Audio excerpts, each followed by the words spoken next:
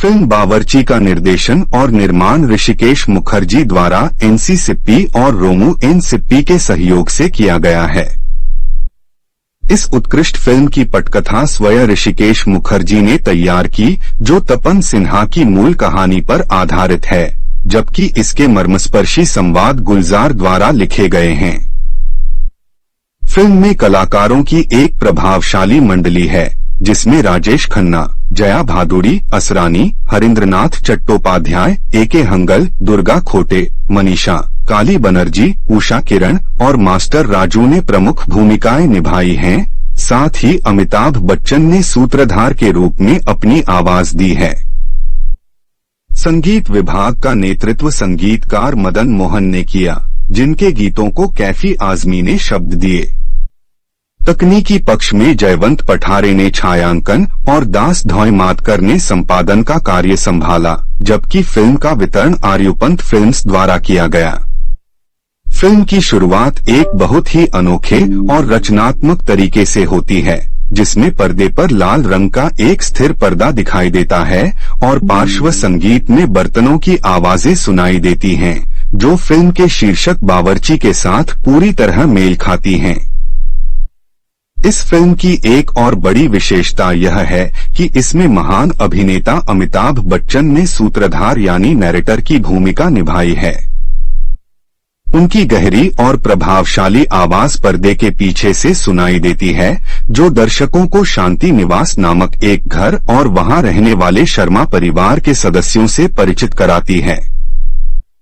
शांति निवास कहने को तो शांति का घर है, लेकिन विडंबना यह है कि इस घर में शांति के अलावा सब कुछ मौजूद है। यहाँ हर वक्त झगड़े, बहस और कलह का माहौल रहता है।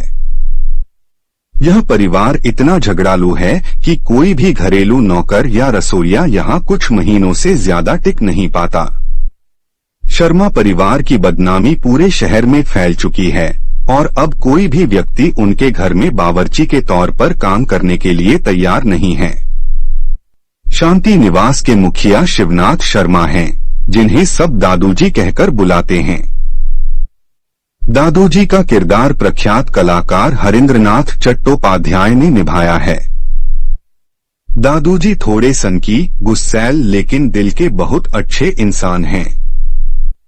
वे हमेशा अपने बेटों और बहुओं की हरकतों से परेशान रहते हैं और सुबह की एक अच्छी चाय के लिए तरसते रहते हैं। इस घर में दादूजी के 3 बेटे और उनका परिवार रहता है। सबसे बड़े बेटे हैं रामनाथ शर्मा, जिनका किरदार एके हंगल ने निभाया है। रामनाथ एक सीधे सादे क्लर्क हैं, लेकिन घर की किचकिच से इतने परेशान रहते हैं कि कभी कभी गम भुलाने के लिए शराब का सहारा लेते हैं। उनकी पत्नी सीता, जिसका किरदार दुर्गा खोटे ने निभाया है, हमेशा अपने जोड़ों के दर्द और गठिया का रोना रोती रहती हैं, ताकि उन्हें घर का काम न करना पड़े। उनकी बेटी मीता बहुत आलसी है, जिसे बस नृत्य सीखने और पार्टियों में जाने का शौक है। दूसरे बेटे की मौत एक कार दुर्घटना में हो चुकी है, जिनकी बेटी कृष्णा शर्मा इस घर की सबसे महत्वपूर्ण सदस्य है। कृष्णा का किरदार जया भादुड़ी ने निभाया है। कृष्णा एक अनाथ लड़की है, जो घर के हर सदस्य की सेवा में दिन रात लगी रहती है, लेकिन बदले में उसे केवल डांट और उपेक्षा ही मिलती है। वह सबकी जी हुजूर करती है, लेकिन चेहरे पर कभी शिकन नहीं आने देती। दादूजी ही घर में एकमात्र ऐसे व्यक्ति हैं जो कृष्णा के भविष्य और उसकी भलाई के बारे में सोचते हैं।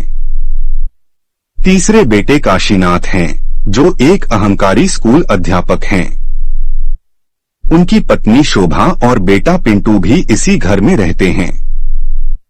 काशीनाथ हमेशा अनुशासन की बातें करते हैं, लेकिन खुद अपने भाइयों के साथ उलझते रहते हैं।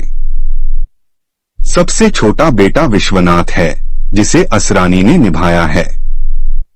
वह फिल्मों में संगीत निर्देशक है, जिसका काम अंग्रेजी गानों की धुनों को चुराकर उनमें हिंदी बोल डालना है। इसके अलावा घर में मीता के डांस टीचर गुरुजी और कृष्णा को पढ़ाने वाले अरुण भी आते जाते रहते हैं। अरुण और कृष्णा एक दूसरे को पसंद करते हैं, लेकिन परिवार के विरोध के कारण उनका प्यार परवान नहीं चढ़ पा रहा है। इस अशांत माहौल में एक दिन एक युवक प्रवेश करता है, जिसका नाम रघु है। रघु का किरदार महान अभिनेता राजेश खन्ना ने निभाया है। वह खुद चलकर शांति निवास आता है और बावर्ची का काम करने का प्रस्ताव रखता है। वह बहुत ही कम वेतन पर काम करने को तैयार हो जाता है, जो शर्मा परिवार के लिए किसी चमत्कार से कम नहीं था। रघु केवल एक रसोइया नहीं है, वह तो प्रतिभाओं का खजाना है।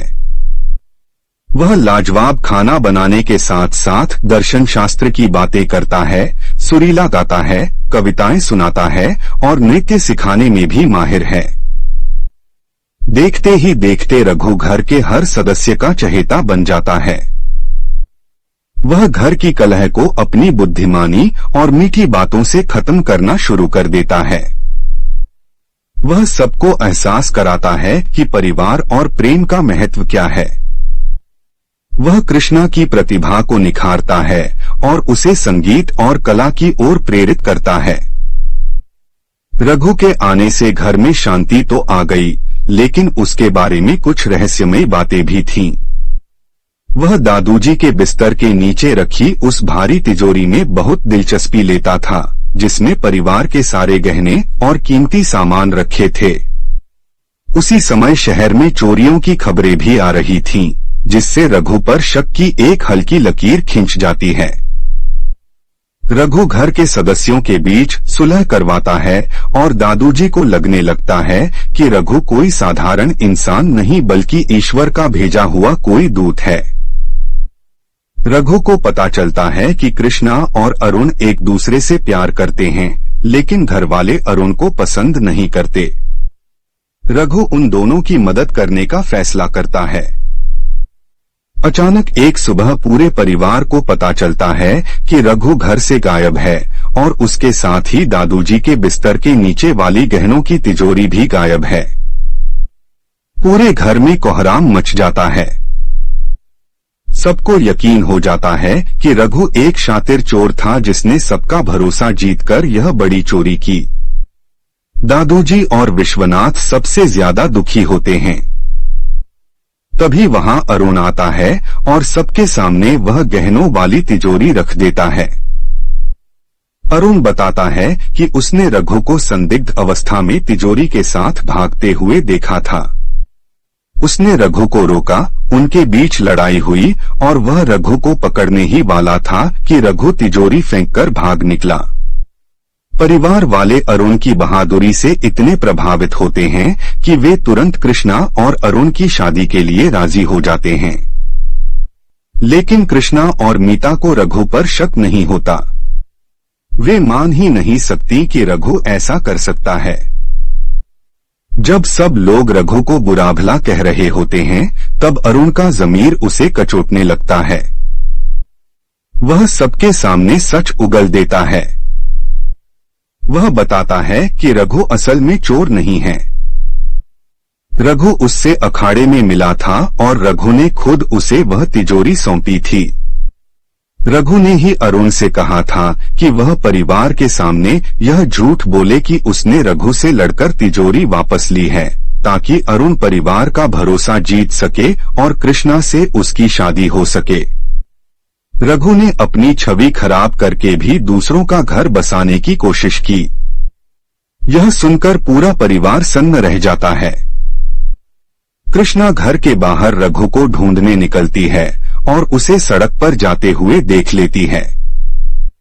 वह रघु से पूछती है कि उसने ऐसा क्यों किया और वह वास्तव में कौन है। तब रघु अपनी असलियत बताता है कि उसका असली नाम रघु नहीं बल्कि प्रोफेसर प्रभाकर है।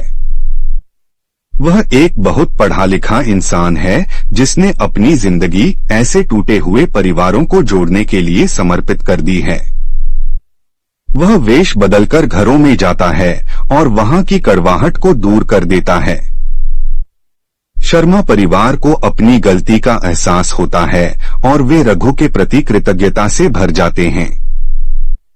वे उसे रोकना चाहते हैं, लेकिन रघु कहता है कि उसका काम यहाँ पूरा हो गया है और अब उसे किसी और घर की शांति बहाल करने जाना है।